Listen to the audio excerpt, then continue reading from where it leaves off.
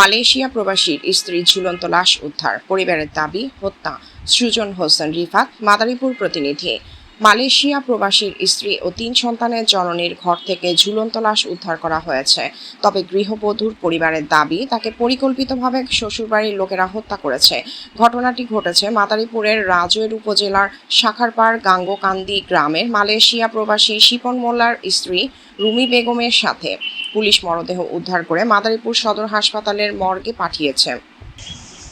২৮ March শনিবার জানা যায় রাজৈর উপজেলার ইসিপুর ইউনিয়নের শাখারপাড় গাঙ্গোকান্দি গ্রামের বীর মুক্তিযোদ্ধা হালিম মোল্লার বড় ছেলের শিপন মোল্লার সাথে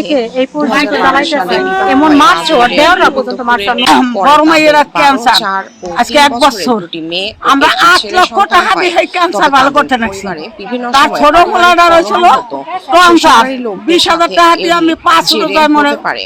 তবে ২০,০০০ টাকা দিয়ে তার এই অপারেশন করাইছি। নিহত ওরা আমার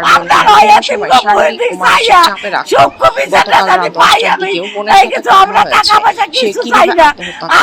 শরীরের বিভিন্ন জায়গায় রাজৈর থানা উদ্ধার করা হয়েছে।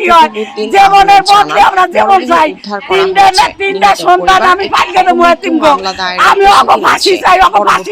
ব্যবস্থা চলমান রয়েছে।